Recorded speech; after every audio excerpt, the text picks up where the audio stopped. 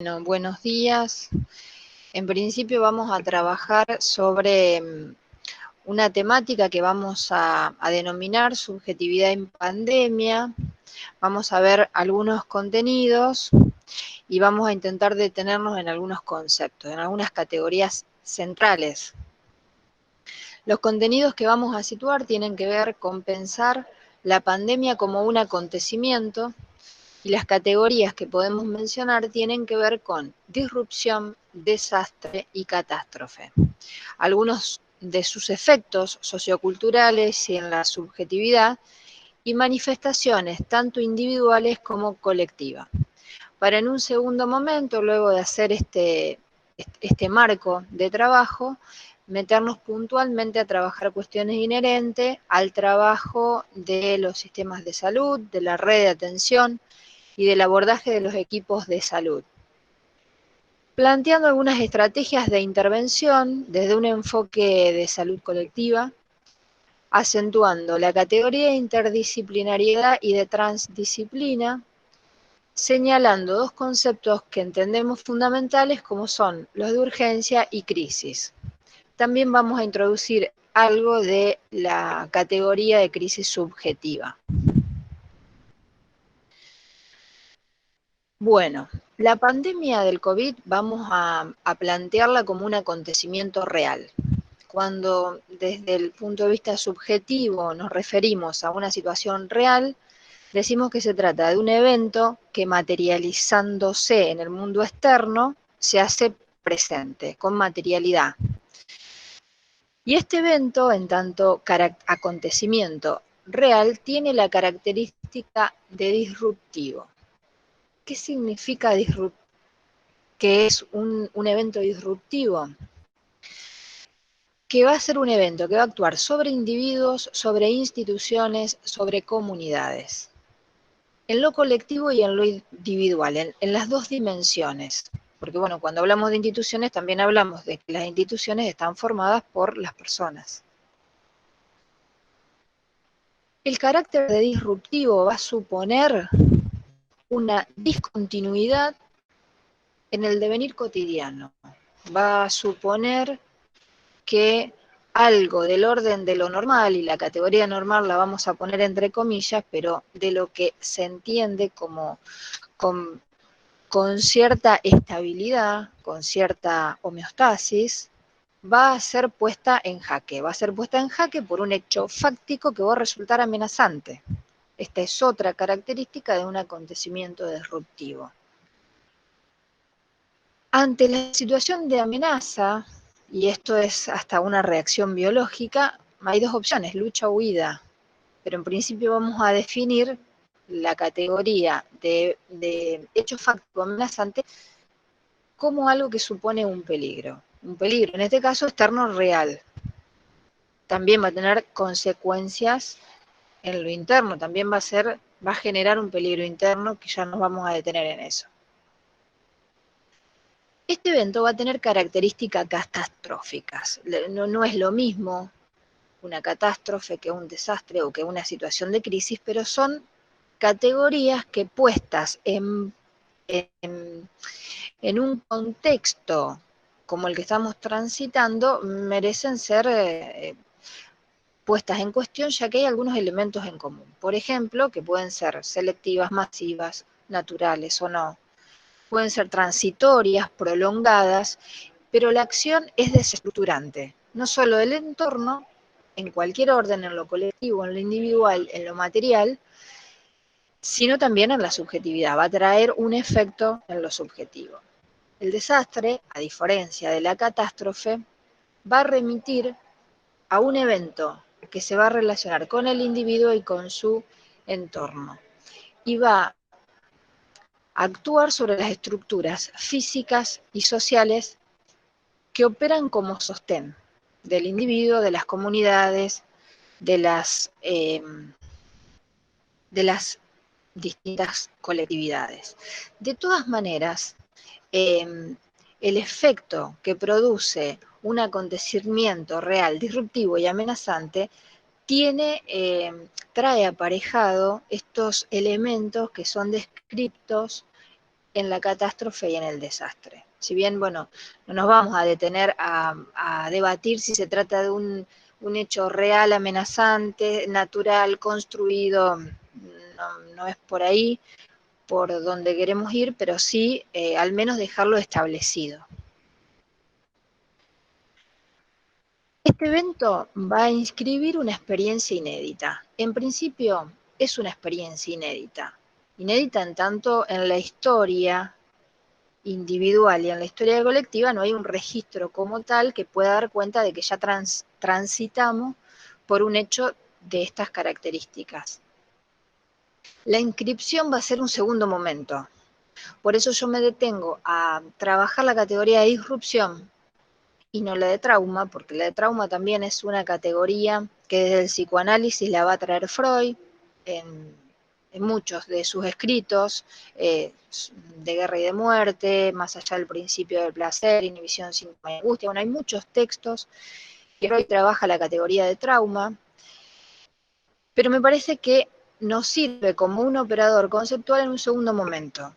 Un segundo momento, el de inscripción o no de un hecho que produce determinado efecto, a diferencia de la categoría de disrupción, que sí es algo que se impone y que produce un corte, una ruptura, con algo que venía siendo como continuo. Entonces, las características que vamos a señalar tienen que ver con una dimensión de desconocimientos, justamente es inédito porque no es algo conocido para nosotros y por tanto genera incertidumbre, no solamente en relación al presente, sino también en relación a la ilusión del porvenir, o lo que nosotros más o menos podemos proyectar como el porvenir. Y en este sentido también va a haber una alteración en la temporalidad. En tanto y en cuanto pensar, está afectado el pensamiento, porque cuando irrumpe un hecho disruptivo, afecta el modo de pensar también, o cómo nosotros nos posicionamos en relación al mundo, a nuestro mundo mediato e inmediato. Va a instaurar una nueva realidad en el mundo y por consecuencia ese modo de estar en el mundo, en relación a sí mismo y en relación a los otros, generando, como decíamos antes, un entorno disruptivo, es decir, un contexto vital en que se van a dislocar las relaciones entre las personas, entre estas y el medio físico-social. Esto es una categoría que va a trabajar Ben-Shakar en un texto que se llama Lo Disruptivo. Él es un psiquiatra, psicoanalista, que ha hecho todo un recorrido de trabajo sobre situaciones de catástrofe y desastres, tanto individuales como colectivas, ha trabajado en distintos, con la guerra de Golfo, en situaciones de guerra, y ha hecho intervenciones puntuales en distintos eventos de esta índole, por eso también lo vamos a recomendar después como bibliografía. Bueno, subrayo esto, que el contexto vital en que se van a dislocar las relaciones entre las personas y en el medio físico social. Bueno, la pandemia vamos a definirla como un acontecimiento real, un evento disruptivo y un hecho fáctico amenazante con estas características que mencionábamos antes. Entonces, en este sentido vamos a ver tres efectos. En la subjetividad, en lo colectivo, cuando digo la subjetividad me voy a referir a las condiciones psíquicas individuales, a los factores psicológicos, a los recursos psicológicos con que cada uno cuenta. También va a haber efectos que se producen en el colectivo y en un tercer escenario es ciertas medidas que se toman en relación a contener el evento y a minimizar los riesgos del evento que también produce efectos en lo colectivo y en la subjetividad. Respecto de los efectos en la subjetividad, hay que señalar que cada persona en su singularidad cuenta con un bagaje de recursos internos, externos. Vamos a plantear que el sujeto es un sujeto social. No solamente podemos pensar el efecto de la subjetividad inherente a cuestiones psicológicas exclusivamente o excluyentes del sujeto en tanto social, pero sí vamos a los fines prácticos y explicativos, señalar y separar, por un lado, lo subjetivo y lo colectivo, pero bueno, no solamente esta diferenciación sirve a los fines más explicativos, porque nos pensamos como sujeto en lo social y en lo colectivo y en el lazo con otro y en la relación con el otro. Entonces el malestar subjetivo que se desprende tiene que ver con sentimiento de desorientación, de frustración y desesperanza, que no todos van a atravesar por las mismas sensaciones, sentimientos. O sea, cada uno, desde su posicionamiento subjetiva en relación a su historia de vida, va a manifestar distintos malestares, distintos pesares, pero sí, y también hay que considerar en distintos momentos en que irrumpe este evento disruptivo. Entonces, como parte del malestar subjetivo, vamos a hablar de malestar subjetivo, o vamos a categorizar como malestar subjetivo, pensando la cuestión del malestar inserta en la cultura, como lo planteaba Freud. Entonces van a aparecer vivencias de desamparo, o pueden aparecer vivencias de desamparos, que esto tiene que ver con una experiencia muy básica, como el miedo, que es una reacción muy básica y muy constitutiva, y que deviene de una amenaza tanto exterior como interior. Sentimientos de indefensión, de desvalimiento, que son sentimientos muy primitivos en el ser humano. Claro que hay que aclarar que los efectos que se producen en la subjetividad no van a ser los mismos en los adultos mayores, en los niños, en los adolescentes. Porque cuando nosotros pensamos los efectos subjetivos en los niños, también vamos a ver de qué manera los adultos se posicionan para, de algún modo, ayudarles a tramitar o los sitúan en esta nueva realidad que se impone a partir de la pandemia. Digo, los niños en constitución subjetiva no cuentan con los mismos recursos para hacerle frente a un hecho de esta característica como un adulto, ni tampoco con el recorrido experiencial, vivencial que tiene un adulto.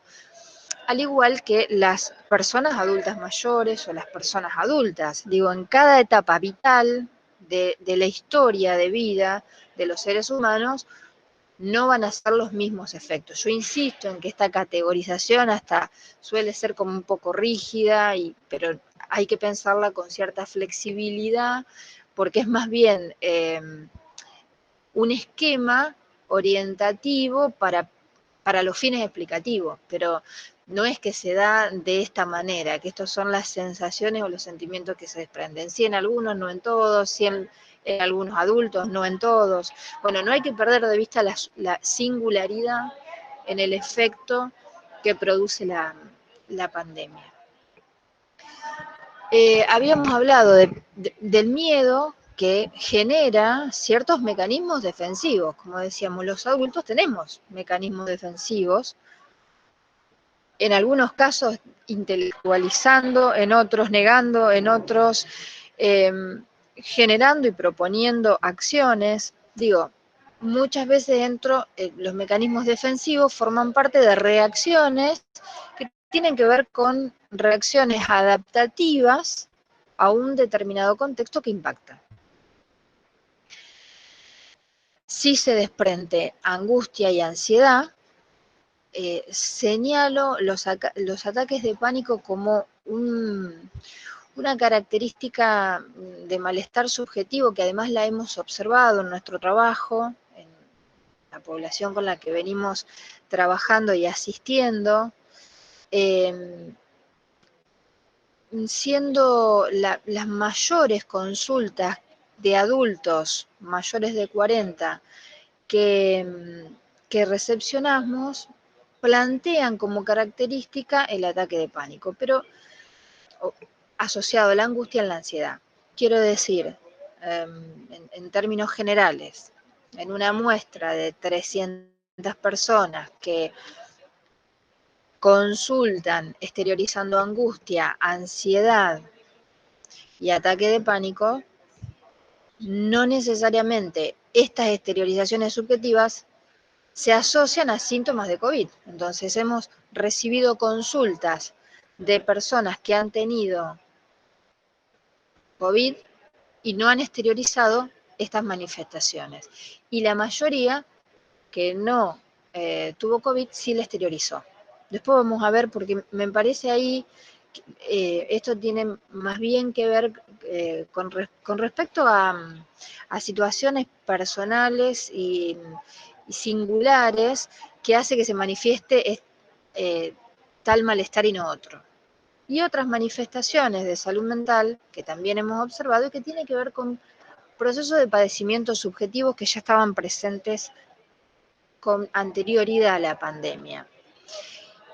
Y que el evento de la pandemia profundiza algunas situaciones de malestar subjetivo, de padecimiento subjetivo, agravando estos procesos en algunos casos y en otros no. Pero sí se han observado una profundización de algunas manifestaciones que ya venían con anterioridad a la pandemia. En este sentido, la pandemia opera como un factor externo desencadenante o que profundiza un proceso previo.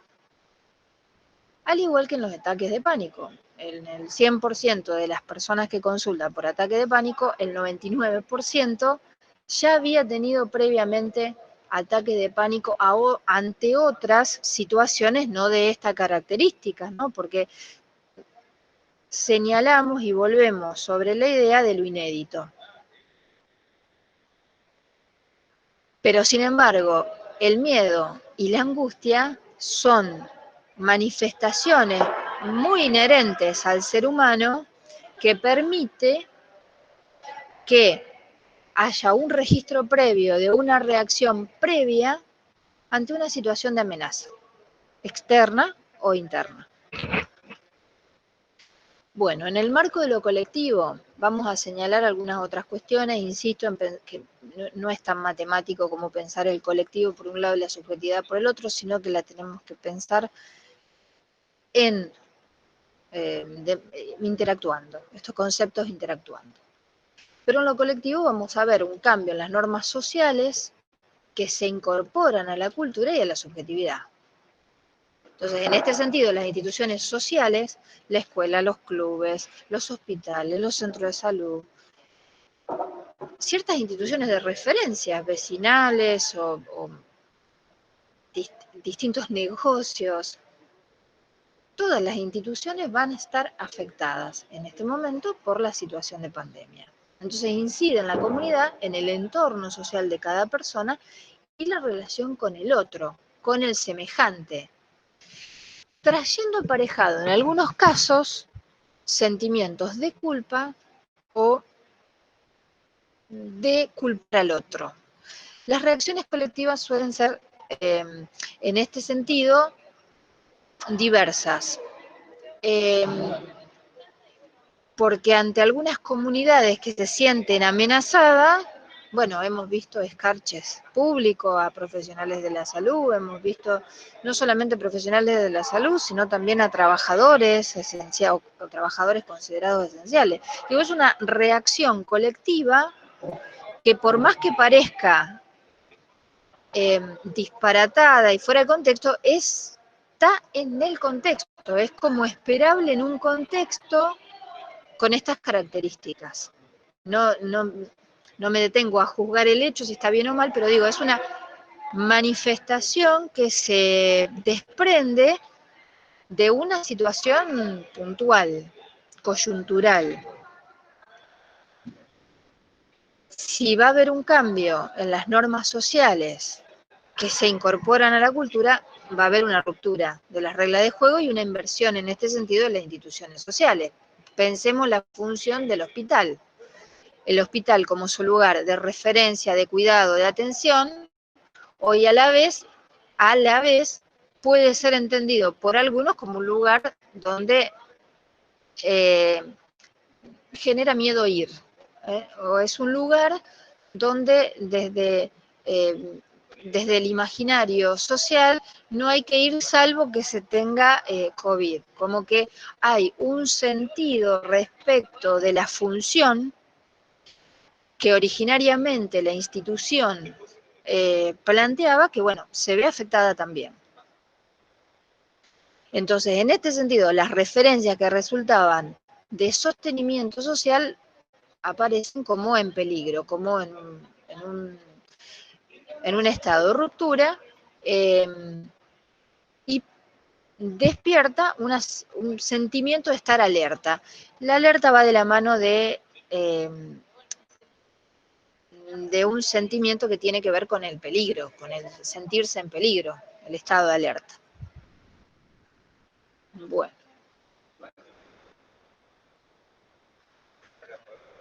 Otro de los efectos tienen que ver con los dispositivos biopolíticos. Cuando nosotros vamos a hablar de dispositivos, nos vamos a referir de la mano de Foucault, vamos a tomar una definición de Foucault de 1977, que plantea que un dispositivo es un grupo decididamente heterogéneo de elementos que tienen que ver con reglas, con leyes, con enunciaciones, con discurso. Foucault trabaja la categoría de discurso prácticamente en toda su obra, referidas en este caso a un determinado hecho. Y que además viene a responder, dice Foucault, el dispositivo es todo esto, y todo esto viene a dar respuesta a una situación de emergencia que surge, de urgencia que surge en un determinado momento. Cuando nosotros decimos dispositivos biopolíticos y sus efectos, nos vamos a referir a ciertos dispositivos que se implementan para contener este evento. En términos de salud colectiva, podemos decir, se implementan medidas preventivas de alto riesgo y poblacional tendientes a minimizar el efecto de este evento. ¿Por qué biopolítico? Porque son acciones políticas de salud pública destinadas a lo bio en el sentido del ser humano, en todas sus manifestaciones biológicas, sociales y subjetivas.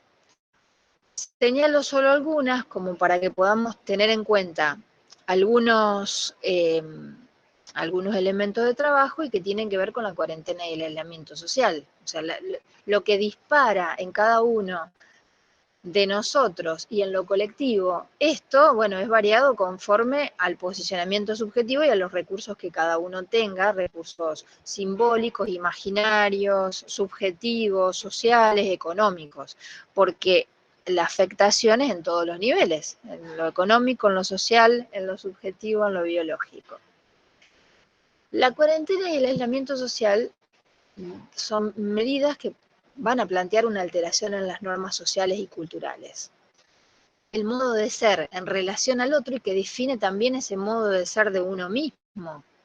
Y cómo uno se maneja y se relaciona con los otros y en un determinado circuito social que tiene que ver con el trabajo, que tiene que ver con la educación, que tiene que ver con la relación con los otros, con los lugares de encuentro con los otros. Entonces, estas dos medidas fundamentalmente tallan en lo cultural, produciendo efectos en lo subjetivo. No va a ser del mismo modo en todos, pero aparecen desde sensaciones de encierro y mucha angustia en relación a esto, temor a salir, otros que compulsivamente salen, otros que reniegan o niegan la realidad actual. Bueno, el efecto de una norma establecida desde una acción política como dispositivo de contención, ¿no? De dispositivo de contención del evento, no va a producir las mismas medidas en todas, pero sí supone un gobierno sobre los cuerpos, en términos de Foucault. En el sentido que veíamos antes, son medidas políticas que fueron tomadas en un momento de urgencia y que van a regular. Estos son mecanismos tendientes a regular y ordenar, bueno, por dónde salir, por dónde no salir, qué hacer, qué no hacer, quiénes, cuándo, cómo, dónde, en qué horario. Bueno, esto va a producir distintos efectos en cada uno de nosotros. Y hay una masividad de nuevas tecnologías y una instauración de una dimensión virtual que yo entre paréntesis pongo sustitutiva porque me lo interrogo, porque es difícil por ahí pensar el post-pandemia. ¿Cómo proyectar un después cuando nada va a ser como antes era? Porque la ruptura y el arrasamiento de lo que venía siendo previo no puede ser ahora, supone otra realidad. Y entonces supone la construcción de nuevos lazos, la construcción de nuevos modos de relacionarnos, supone, bueno, otros circuitos de los habituales, qué sé yo. Pensemos la vuelta al trabajo, la vuelta al cole o la vuelta, volver a hacer alguna otra cosa. No va a ser como era antes, porque justamente a partir de un evento inédito, en esa novedad instaura una diferencia. Siempre va a haber una diferencia. Y creo que en una acción como en otra, va a haber efectos, va a haber ventajas y desventajas, va a haber en más y en menos ciertos efectos. Entonces, una de las dimensiones que resultan como más llamativa en relación al uso de las nuevas tecnologías, en todos los sentidos, digo, tele, celular, compu, bueno, todas estas nuevas formas tecnológicas de la red virtual, trae como efecto aparejado, en algunos casos la accesibilidad y en otros la inaccesibilidad, y deja por fuera de ciertas poblaciones. Pienso en los adultos mayores, por ejemplo, lo difícil que les resulta pedir un turno por internet o por WhatsApp. No todos manejan WhatsApp, un turno con un médico o un turno de un banco. Entonces, como que la instauración de una nueva dimensión social de resolución de situaciones, a la vez trae aparejado, bueno, estas otras dificultades y deja por fuera,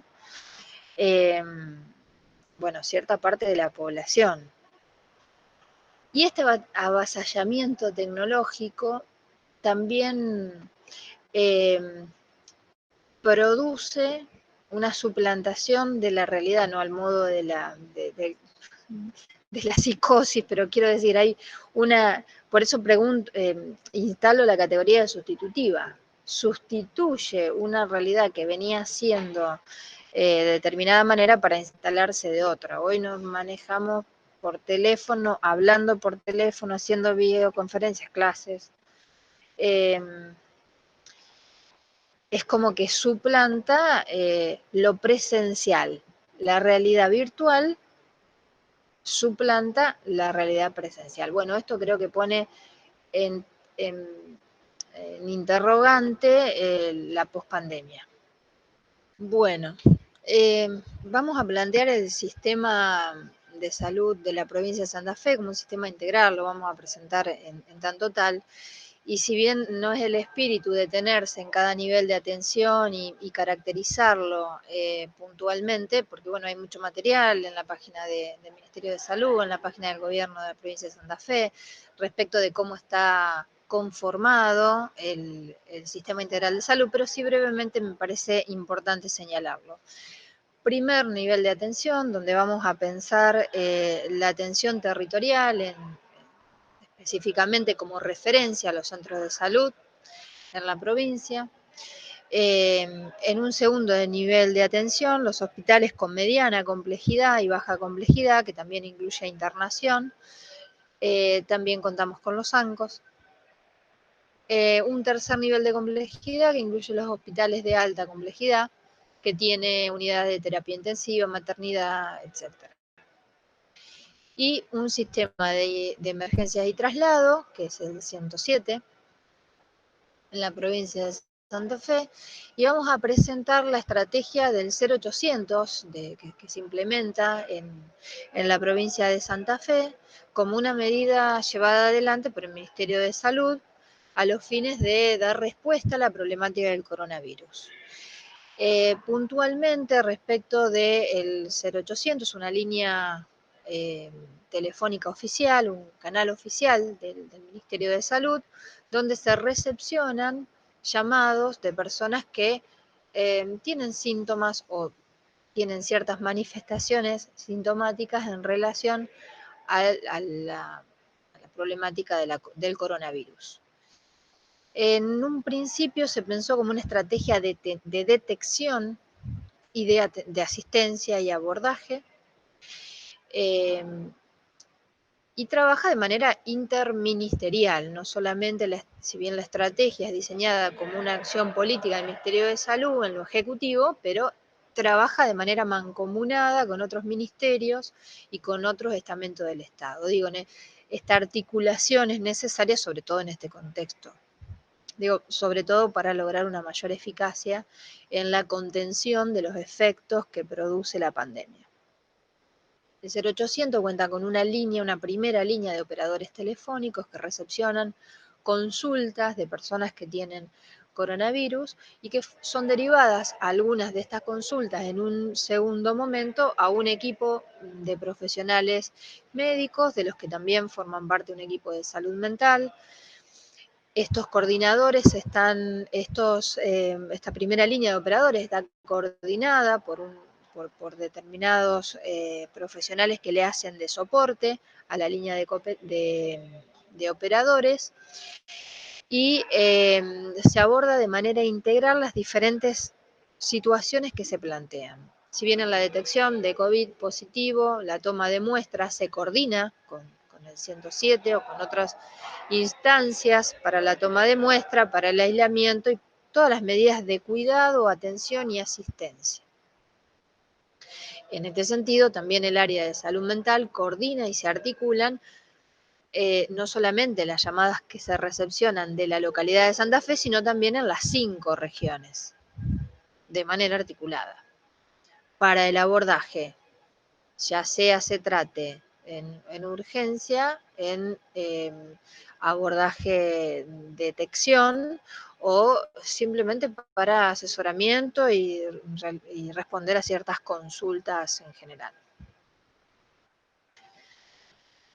Cuando nosotros preguntamos de qué manera intervenir desde salud, la categoría de intervención va a remitir una definición etimológica que va a plantear una acción y que esa acción va a producir un determinado efecto.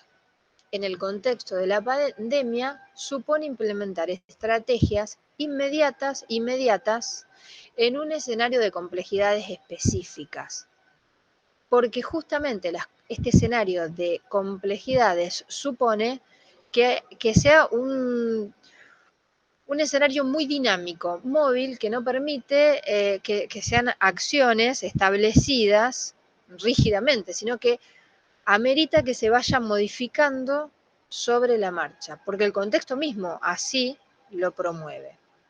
Entonces el terreno va a ser incierto e impensado. Entonces el diseño de estrategias para intervenir va a tener esta característica de lo artesanal muchas veces, y en algunos casos hasta va a resultar, eficaz en un momento de la pandemia o en una primerísima fase e ineficaz en otra fase de la pandemia.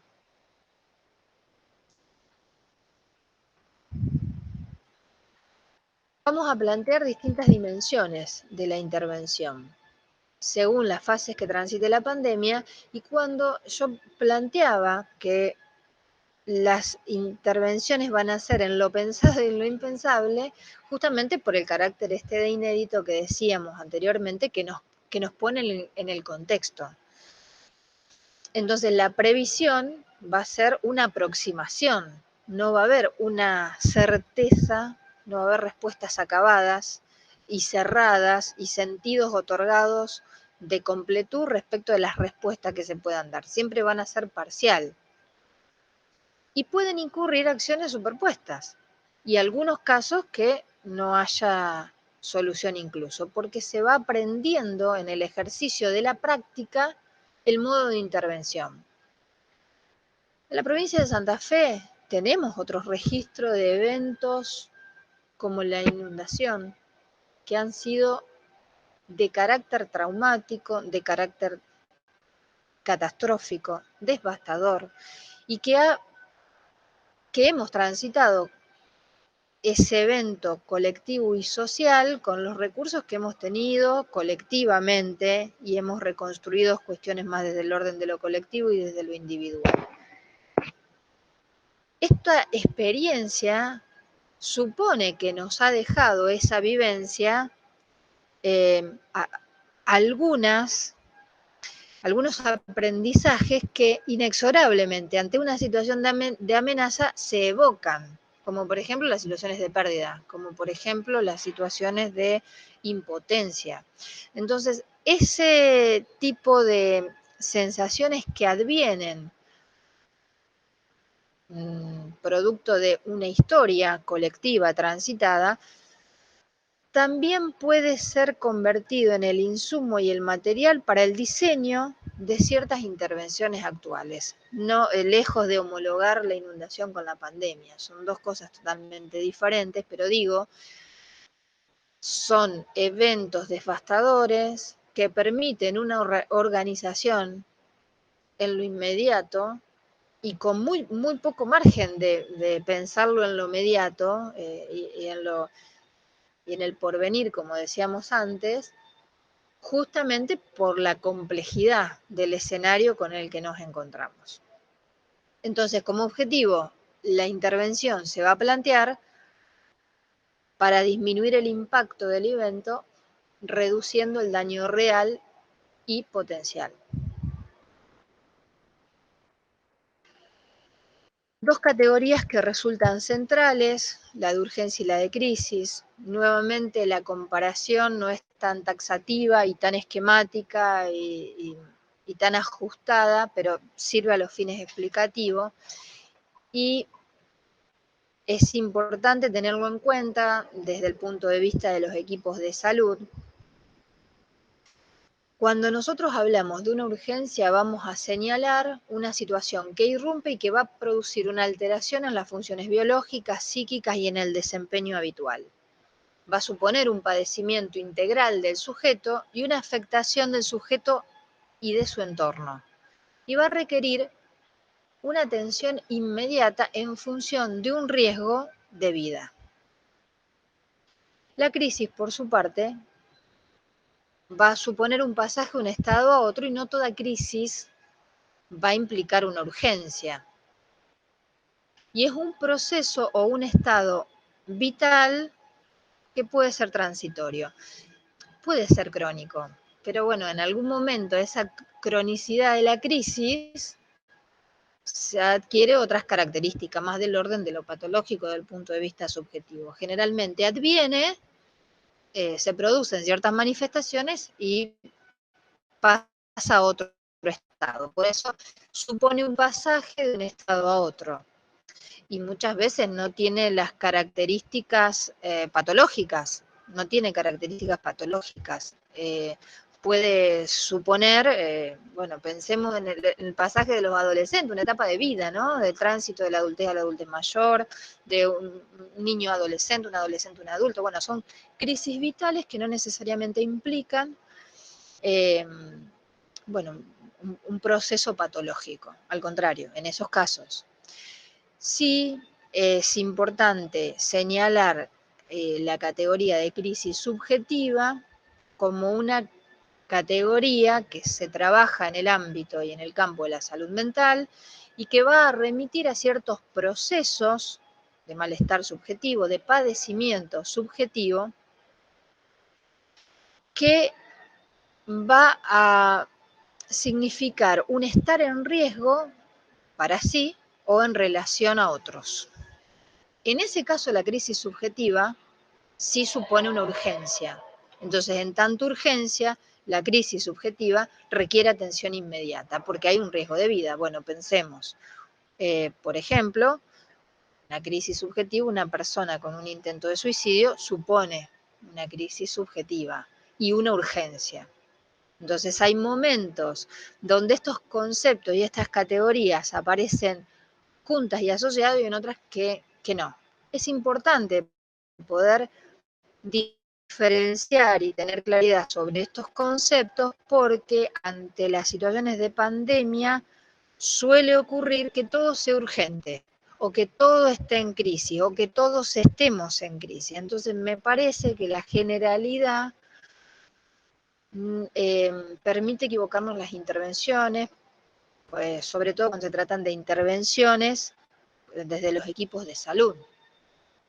Bueno, no es lo mismo una urgencia que una crisis y no es lo mismo que objetivamente se trate de una urgencia o que a mí me parezca que se trate de una urgencia. Muchas veces en el momento de intervenir en urgencia en los hospitales, en los centros de salud, en la atención territorial con situaciones complejas, estos conceptos aparecen como amalgamados y muchas veces, bueno, hay que definir si la urgencia es de la persona o de el profesional.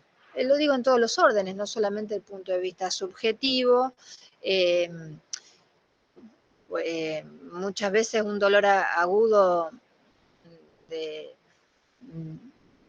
malestar físico de pecho, un dolor agudo de pecho puede implicar un infarto, pero también puede implicar un episodio de angustia.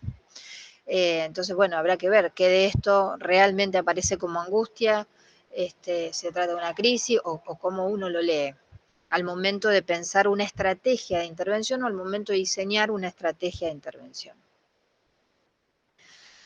Entonces, respecto del trabajo de los equipos de salud en este contexto de pandemia, merece señalarse que no solamente están atravesados como profesionales de la salud, estamos atravesados como profesionales de la salud, pero también este contexto nos atraviesa como personas en la singularidad, como ciudadano, como parte integrante de una comunidad, como miembro de diferentes colectividades de las que pertenezcamos, lugares de pertenencia. Entonces, vamos a estar atravesados doblemente, afectados, va a haber una doble afectación. Entonces, en este sentido, es necesario poder pensar al momento de intervenir desde lo profesional, poder deslindar esto, digo, si verdaderamente estamos en condiciones por la afectación personal de poder realizar algunas intervenciones o no, en principio, porque digo, cuando nosotros pensamos en el diseño de atención en relación a una perspectiva de cuidado, bueno, ¿qué nos pasa como equipo de salud también a nosotros para cuidar al otro? Digo, hay que ver si todos están o estamos en condiciones de poder cuidar al otro. Los eventos disruptivos van a reactivar mecanismos primarios, como vimos con anterioridad, en las personas, que tienen que ver con sentimientos de omnipotencia o por el contrario de impotencia. O sea, oscilando entre la megalomanía y el poder con todo y sensaciones de indefensión y de vulnerabilidad que retrotraen a cierto nivel de necesidad de dependencia. Y más que de cuidado, de ser cuidado.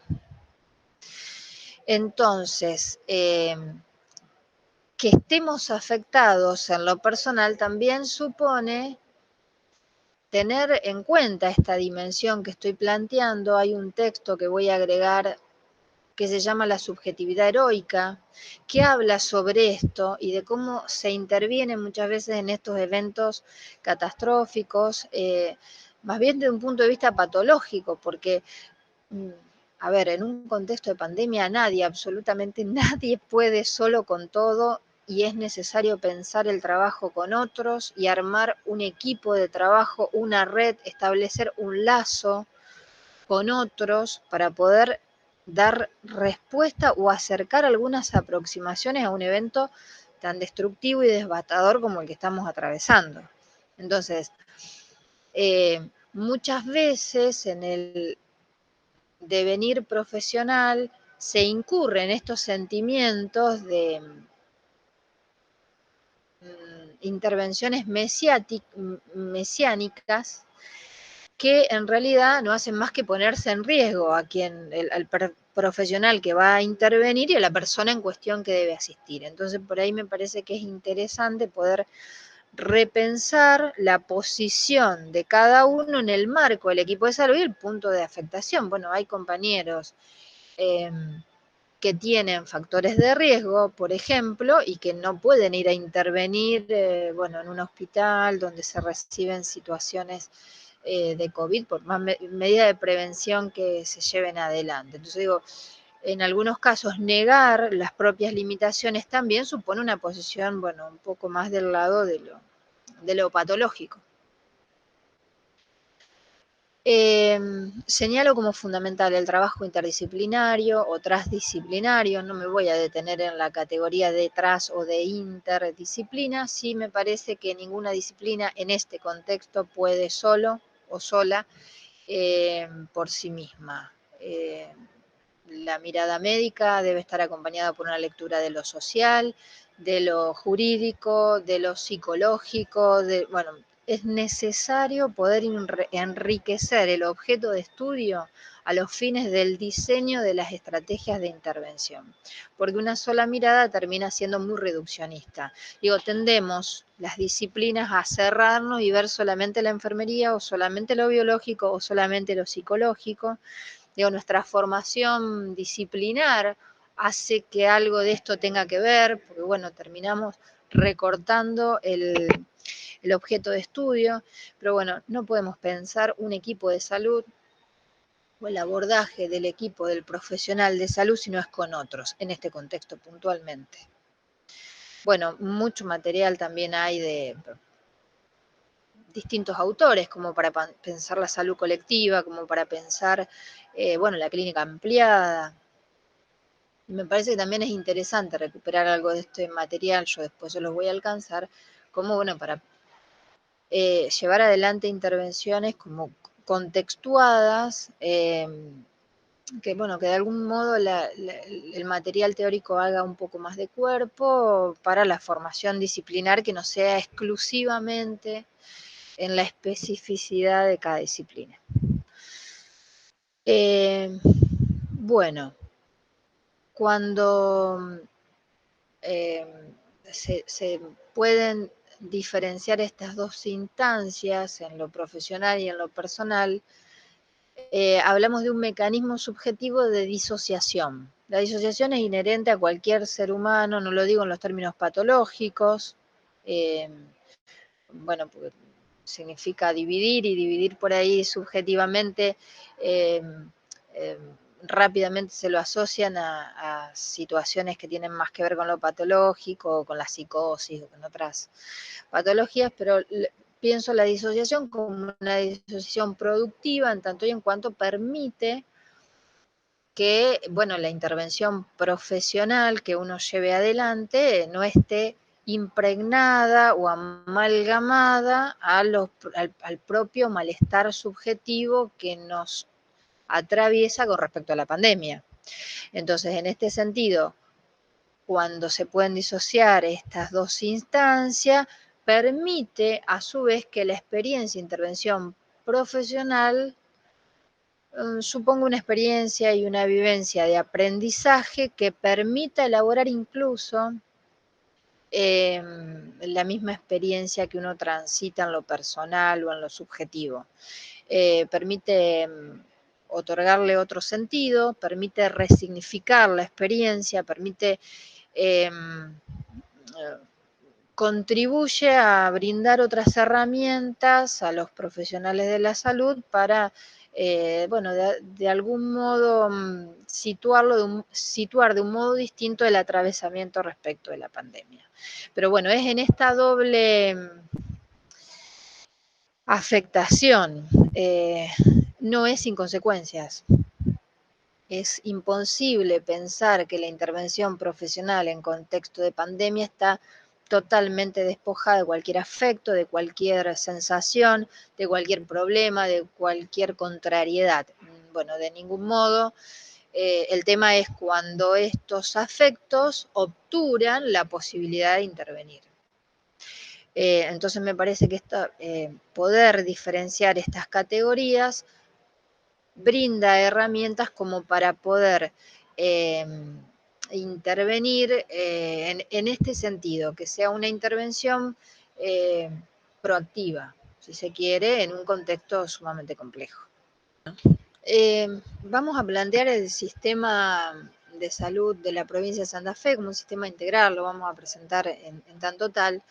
Y si bien no es el espíritu detenerse en cada nivel de atención y caracterizarlo puntualmente, porque bueno, hay mucho material en la página del Ministerio de Salud, en la página del Gobierno de la provincia de Santa Fe, respecto de cómo está conformado el sistema integral de salud, pero sí brevemente me parece importante señalarlo. Primer nivel de atención, donde vamos a pensar la atención territorial específicamente como referencia a los centros de salud en la provincia. En un segundo nivel de atención, los hospitales con mediana complejidad y baja complejidad, que también incluye internación. También contamos con los ANCOS. Un tercer nivel de complejidad que incluye los hospitales de alta complejidad, que tiene unidades de terapia intensiva, maternidad, etc. Y un sistema de emergencias y traslado, que es el 107, en la provincia de Santa Fe, y vamos a presentar la estrategia del 0800 que se implementa en la provincia de Santa Fe como una medida llevada adelante por el Ministerio de Salud a los fines de dar respuesta a la problemática del coronavirus.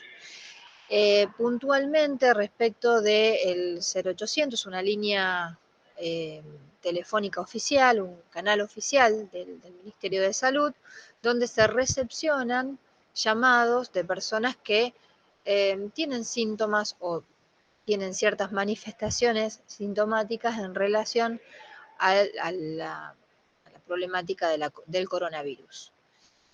En un principio se pensó como una estrategia de detección y de asistencia y abordaje, y trabaja de manera interministerial, no solamente, si bien la estrategia es diseñada como una acción política del Ministerio de Salud en lo ejecutivo, pero trabaja de manera mancomunada con otros ministerios y con otros estamentos del Estado. Digo, esta articulación es necesaria sobre todo en este contexto.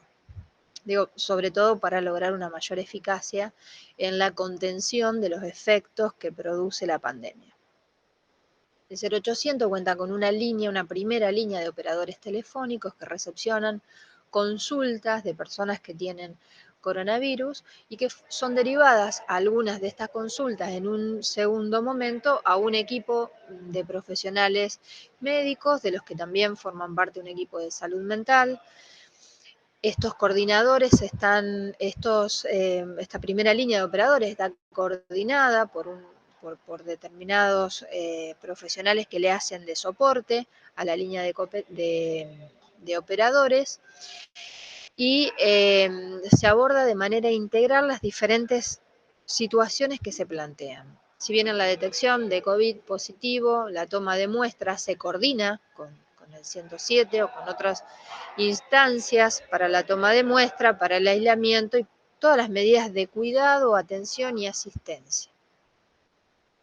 En este sentido, también el área de salud mental coordina y se articulan no solamente las llamadas que se recepcionan de la localidad de Santa Fe, sino también en las 5 regiones, de manera articulada. Para el abordaje, ya sea se trate en urgencia, en abordaje, detección o simplemente para asesoramiento y responder a ciertas consultas en general. Cuando nosotros preguntamos de qué manera intervenir desde salud, la categoría de intervención va a remitir una definición etimológica que va a plantear una acción y que esa acción va a producir un determinado efecto. En el contexto de la pandemia, supone implementar estrategias inmediatas en un escenario de complejidades específicas, porque justamente este escenario de complejidades supone que sea un escenario muy dinámico, móvil, que no permite que sean acciones establecidas rígidamente, sino que amerita que se vaya modificando sobre la marcha, porque el contexto mismo así lo promueve. Entonces el terreno va a ser incierto e impensado. Entonces el diseño de estrategias para intervenir va a tener esta característica de lo artesanal muchas veces y en algunos casos hasta va a resultar, bueno, eficaz en un momento de la pandemia o en una primerísima fase e ineficaz en otra fase de la pandemia.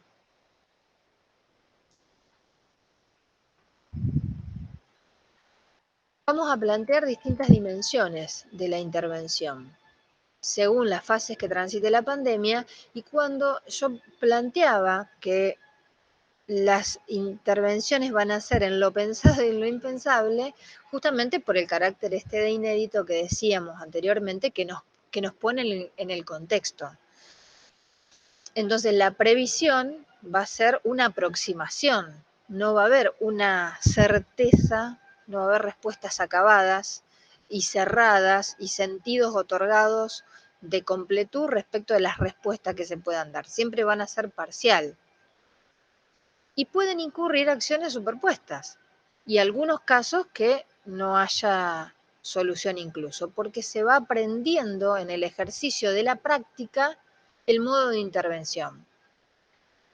En la provincia de Santa Fe tenemos otros registros de eventos como la inundación que han sido de carácter traumático, de carácter catastrófico, devastador y que hemos transitado ese evento colectivo y social con los recursos que hemos tenido colectivamente y hemos reconstruido cuestiones más desde el orden de lo colectivo y desde lo individual. Esta experiencia supone que nos ha dejado esa vivencia algunos aprendizajes que inexorablemente ante una situación de amenaza se evocan, como por ejemplo las situaciones de pérdida, como por ejemplo las situaciones de impotencia. Entonces, ese tipo de sensaciones que advienen producto de una historia colectiva transitada, también puede ser convertido en el insumo y el material para el diseño de ciertas intervenciones actuales, no lejos de homologar la inundación con la pandemia. Son dos cosas totalmente diferentes, pero digo, son eventos devastadores que permiten una organización en lo inmediato y con muy poco margen de pensarlo en lo inmediato y en el porvenir, como decíamos antes, justamente por la complejidad del escenario con el que nos encontramos. Entonces, como objetivo, la intervención se va a plantear para disminuir el impacto del evento, reduciendo el daño real y potencial. Dos categorías que resultan centrales, la de urgencia y la de crisis. Nuevamente la comparación no es tan taxativa y tan esquemática y tan ajustada, pero sirve a los fines explicativos. Y es importante tenerlo en cuenta desde el punto de vista de los equipos de salud. Cuando nosotros hablamos de una urgencia, vamos a señalar una situación que irrumpe y que va a producir una alteración en las funciones biológicas, psíquicas y en el desempeño habitual. Va a suponer un padecimiento integral del sujeto y una afectación del sujeto y de su entorno. Y va a requerir una atención inmediata en función de un riesgo de vida. La crisis, por su parte, va a suponer un pasaje de un estado a otro y no toda crisis va a implicar una urgencia. Y es un proceso o un estado vital que puede ser transitorio, puede ser crónico, pero bueno, en algún momento esa cronicidad de la crisis se adquiere otras características más del orden de lo patológico desde el punto de vista subjetivo. Generalmente adviene, se producen ciertas manifestaciones y pasa a otro estado. Por eso supone un pasaje de un estado a otro. Y muchas veces no tiene las características patológicas, no tiene características patológicas. Puede suponer, bueno, pensemos en el pasaje de los adolescentes, una etapa de vida, ¿no? De tránsito de la adultez a la adultez mayor, de un niño adolescente, un adulto. Bueno, son crisis vitales que no necesariamente implican, bueno, un proceso patológico. Al contrario, en esos casos. Sí es importante señalar la categoría de crisis subjetiva como una categoría que se trabaja en el ámbito y en el campo de la salud mental y que va a remitir a ciertos procesos de malestar subjetivo, de padecimiento subjetivo, que va a significar un estar en riesgo para sí o en relación a otros. En ese caso, la crisis subjetiva sí supone una urgencia.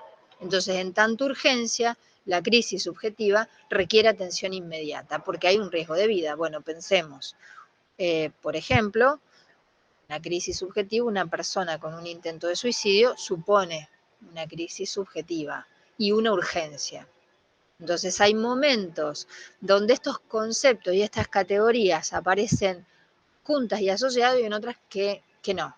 Es importante poder diferenciar y tener claridad sobre estos conceptos porque ante las situaciones de pandemia suele ocurrir que todo sea urgente o que todo esté en crisis o que todos estemos en crisis. Entonces me parece que la generalidad permite equivocarnos las intervenciones, pues, sobre todo cuando se tratan de intervenciones desde los equipos de salud. Bueno, no es lo mismo una urgencia que una crisis y no es lo mismo que objetivamente se trate de una urgencia o que a mí me parezca que se trate de una urgencia. Muchas veces en el momento de intervenir en urgencia en los hospitales, en los centros de salud, en la atención territorial con situaciones complejas, estos conceptos aparecen como amalgamados y muchas veces bueno, hay que definir si la urgencia es de la persona o de el profesional. Lo digo en todos los órdenes, no solamente desde el punto de vista subjetivo. Eh, Muchas veces un dolor agudo de malestar físico de pecho, un dolor agudo de pecho puede implicar un infarto, pero también puede implicar un episodio de angustia. Entonces, bueno, habrá que ver qué de esto realmente aparece como angustia, se trata de una crisis o cómo uno lo lee al momento de pensar una estrategia de intervención o al momento de diseñar una estrategia de intervención. Entonces, respecto del trabajo de los equipos de salud en este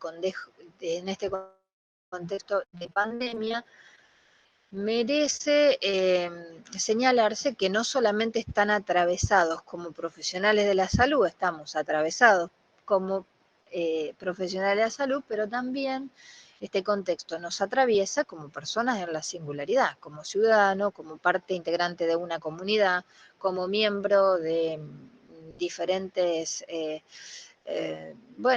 colectividades de las que pertenezcamos, lugares de pertenencia. Entonces, vamos a estar atravesados doblemente, afectados, va a haber una doble afectación. Entonces, en este sentido, es necesario poder pensar al momento de intervenir desde lo profesional, poder deslindar esto, digo, si verdaderamente estamos en condiciones por la afectación personal de poder realizar algunas intervenciones o no, en principio, porque digo, cuando nosotros pensamos en el diseño de atención en relación a una perspectiva de cuidado, bueno, ¿qué nos pasa como equipo de salud también a nosotros para cuidar al otro? Digo, hay que ver si todos están o estamos en condiciones de poder cuidar al otro. Los eventos disruptivos van a reactivar mecanismos primarios, como vimos con anterioridad, en las personas, que tienen que ver con sentimientos de omnipotencia o por el contrario de impotencia. O sea, oscilando entre la megalomanía y el poder con todo y sensaciones de indefensión y de vulnerabilidad que retrotraen a cierto nivel de necesidad de dependencia. Y más que de cuidado, de ser cuidado. Entonces, que estemos afectados en lo personal también supone tener en cuenta esta dimensión que estoy planteando. Hay un texto que voy a agregar que se llama La subjetividad heroica, que habla sobre esto y de cómo se interviene muchas veces en estos eventos catastróficos, más bien desde un punto de vista patológico, porque a ver, en un contexto de pandemia nadie, absolutamente nadie puede solo con todo y es necesario pensar el trabajo con otros y armar un equipo de trabajo, una red, establecer un lazo con otros para poder dar respuesta o acercar algunas aproximaciones a un evento tan destructivo y devastador como el que estamos atravesando. Entonces, muchas veces en el devenir profesional se incurre en estos sentimientos de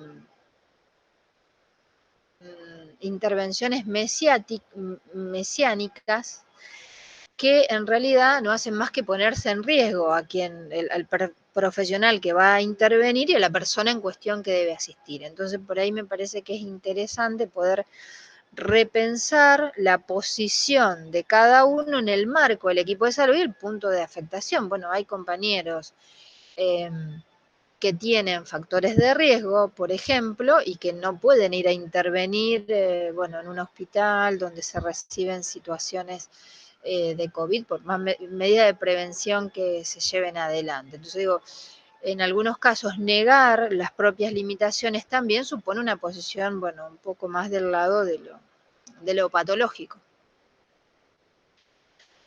Señalo como fundamental el trabajo interdisciplinario o transdisciplinario. No me voy a detener en la categoría de tras o de interdisciplina. Sí me parece que ninguna disciplina en este contexto puede solo o sola por sí misma. La mirada médica debe estar acompañada por una lectura de lo social, de lo jurídico, de lo psicológico, es necesario poder enriquecer el objeto de estudio a los fines del diseño de las estrategias de intervención, porque una sola mirada termina siendo muy reduccionista. Digo, tendemos las disciplinas a cerrarnos y ver solamente la enfermería o solamente lo biológico o solamente lo psicológico.